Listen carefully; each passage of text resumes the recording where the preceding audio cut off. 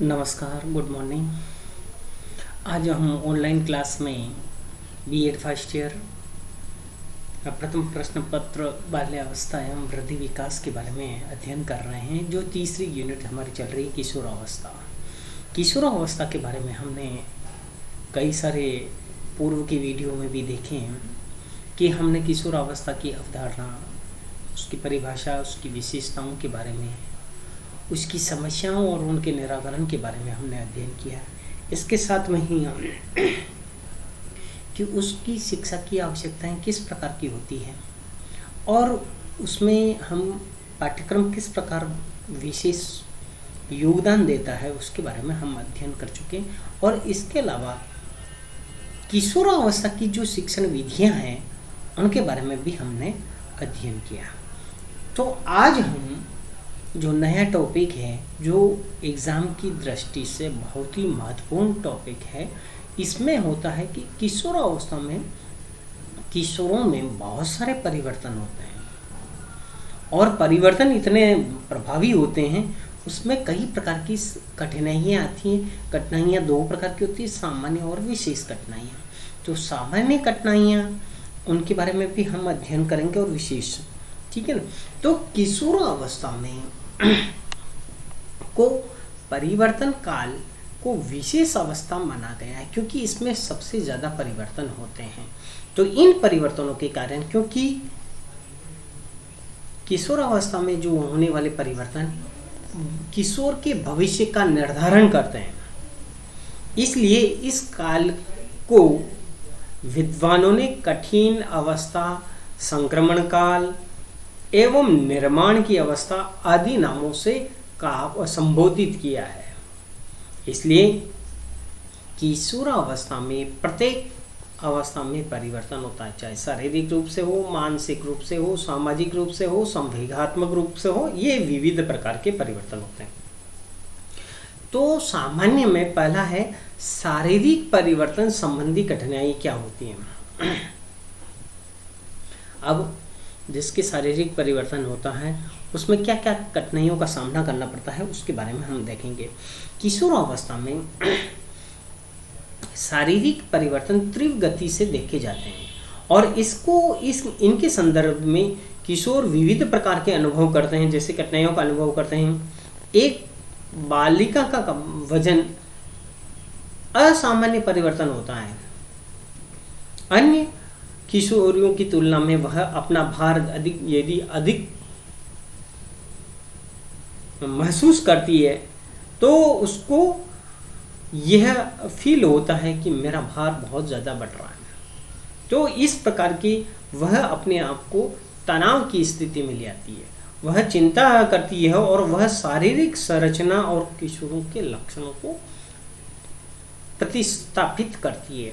यानी बालक अपनी अन्य से तुलना करता है कि उसका भार इतना है, इसका भार इतना है, तो वह आपस में तुलना करके वह तनाव ले लेते हैं। दूसरा है मानसिक परिवर्तन। अब मानसिक परिवर्तन संबंधी कठिनाइयाँ पर भी हम विचार करेंगे और इसमें किशोरावस्था में किशोर व किशोरियों को दोनों को सामना करना पड़ता है। इसमें जैसे संवेदना है, प्रत्यक्षीकरण है, अवधान है, स्मृति है, विस्मृति है, चिंतन है, तर्क की समस्या समाधान की योग्यता है। और तो इन योग्यताओं के आधार पे इन परिवर्तनों को देखा जा सकता है और इस परिवर्तन के अनुरूप नवीन समस्याओं का जन्म होता है। अब मेरे में तर्क शक्ति कम है, वो बालक तर्क ज़्यादा कर रहा है, तब भी क्या होता है कि उसमें ये होता है कि तब मेरे में तर्क शक्ति कम क्यों है, ठीक है ना। तो इसके कारण का मानसिक समस्या आती है। इसके बाद में संवेगात्मक परिवर्तन संबंधी वो भी देखेंगे। इसके अंतर्गत क्या होता है, शारीरिक और मानसिक के परिणाम स्वरूप किशोरों में संवेगात्मक परिवर्तन देखे जाते हैं। जिन किशोरों में के शारीरिक और मानसिक परिवर्तन नकारात्मक रूप से होते हैं उनका संवेगात्मक स्थिरता का अभाव पाया जाता है। यानी किसी की अचानक लंबाई बढ़ जाती है, अचानक भार बढ़ जाता है, या मानसिक स्थिति स्थिर नहीं रहती है, तो उसका संवेगात्मक परिवर्तन भी अस्थिर ही रहेगा। इस कारण नकारात्मक का मतलब यह है। सकारात्मक मतलब यह है कि वह बालक उसको सकारात्मक रूप से लेता है, ये भाई परिवर्तन होते रहते हैं और इन परिवर्तनों से मुझे कोई फर्क नहीं पड़ता है। तो इस प्रकार के परिवर्तन सकारात्मक रूप से, ये क्योंकि शरीर में होने वाले परिवर्तनों के ऊपर हमारा भी कोई प्रभाव नहीं है, हमारा पर कोई हस्तक्षेप हम नहीं कर सकते हैं। हम केवल उसके साथ साथ में चलने का प्रयास कर सकते हैं। हम अपनी तरफ से योगदान दे सकते हैं कि हम ये कर सकते हैं कि जैसे शारीरिक वृद्धि तीव्र गति से हो रही है, तो हमारे यहाँ शरीर में ऊर्जा की अधिक आवश्यकता होगी, तो हम ये कर सकते हैं कि भोजन अधिक ग्रहण कर सकते हैं, भूख ज़्यादा लगती है, इन सारे कारण। फिर ये तो हो गई सामान्य कठिनाइयाँ। अब प्रमुख कठिनाइयों के बारे में पढ़ेंगे। पहला है सामाजिक परिवर्तन या पारगमन में कठिनाइयाँ। सामाजिक परिवर्तन एवं पारगमन संबंधी कठिनाइयाँ होती है। इनका आशय यह है कि किशोर एवं समाज के मध्य विभिन्न प्रकार की विसंगतियाँ प्रदर्शित होती है।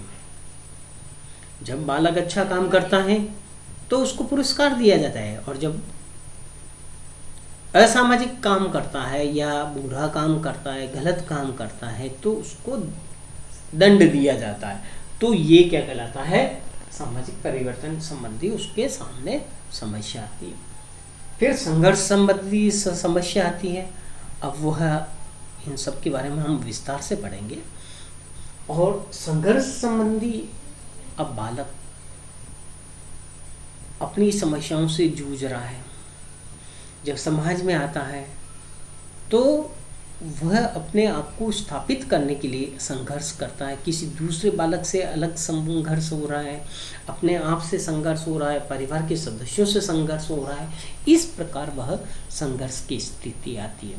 और उस संघर्ष की स्थिति में यदि शिक्षक, अभिभावक उसके साथ में सहयोग नहीं करते हैं तो वह नकारात्मक के तरफ चला जाता है। फिर नेक्स्ट आता है सामाजिक प्रवृत्ति संबंधी कठिनाइयाँ। अब सामाजिक प्रवृत्ति ये बना दी है कि बच्चे जो हैं, यानी लड़का समाज में प्रतिष्ठित रूप से कार्य कर सकता है, लड़कियों को यह योगदान नहीं। तो इस समय हमें और उस बालक किशोरी को ये दिक्कत आती है कि उसके प्रवृत्ति को चेंज करने में, ये जो सामाजिक रूढ़ी रीतियाँ हैं या कुछ प्रवृत्तियाँ हैं वह चल रही है, उसमें वह सुधार करने का प्रयास करता है, लेकिन वह उसमें सुधार नहीं कर पाता है। इस कारण उसको अनेक प्रकार की कठिनाइयों का सामना करना पड़ता है। फिर सामाजिक व्यवहार संबंधी कठिनाई, समाज का जो लोगों का जो व्यवहार है वह सभी के साथ एक जैसा समान होना चाहिए, और यदि एक समान व्यवहार नहीं होता है तो उसको समस्याओं का सामना करना पड़ता है। तो इसलिए हमें सामाजिक व्यवहार संबंधी कठिनाइयों का भी सामना करना पड़ता है। फिर साथी समूह के प्रभाव एवं कठिनाइयाँ। अब साथी समूह, आपका साथी समूह किस प्रकार का है? आपकी हेल्पिंग नेचर का है, या आपकी कमजोरियों को उजागर करता है, या आपकी केवल बुरी बुरी प्रशंसा करता है और आपकी कमियों को नहीं बताता है? तो ये साथी समूह भी कभी कभी समस्या उत्पन्न कर देता है, और ये कठिनाइयाँ उत्पन्न। सहमति और अनुपालना संबंधी कठिनाइयाँ। अब मेरे विचार अलग होंगे, आपके विचार अलग होंगे, अन्य कोई प्राध्यापक है तो उसका विचार अलग होगा, यानी हर एक इंसान का विचार अलग अलग होता है।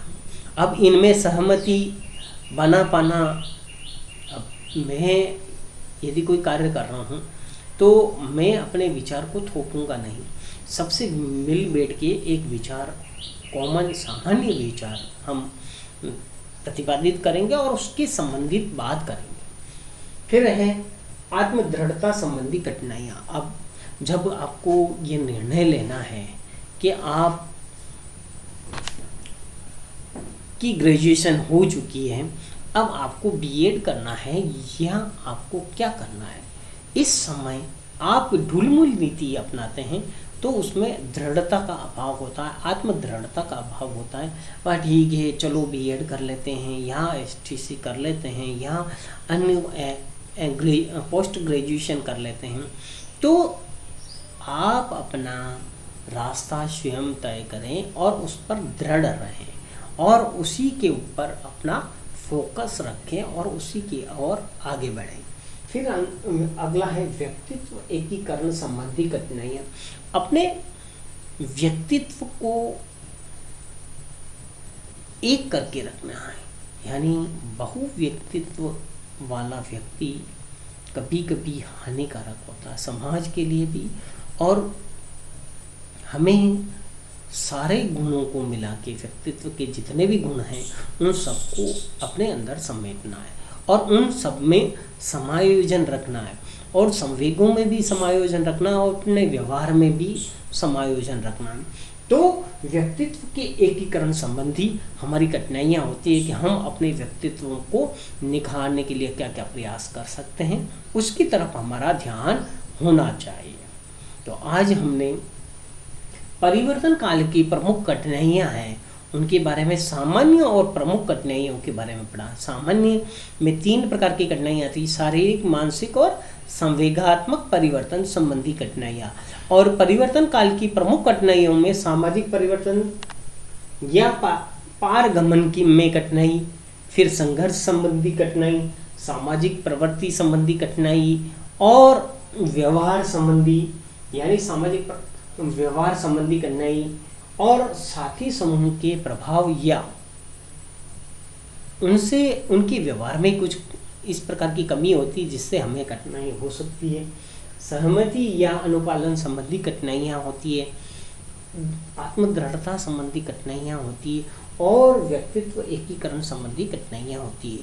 तो आज हमने परिवर्तन काल की जो कठिनाइयाँ होती है उनके बारे में हमने अध्ययन किया।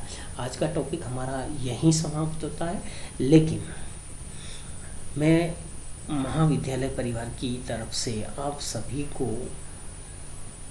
सभी से ये अनुरोध है कि आप सभी कोरोना गाइडलाइन का पालन करते हुए मास्क पहनें, घर से जब भी बाहर निकलें तो मास्क पहन के निकलें, सैनिटाइज अपने साथ में रखें, बार बार हाथों पर सैनिटाइज करें और सामाजिक दूरी को भी बनाए रखें।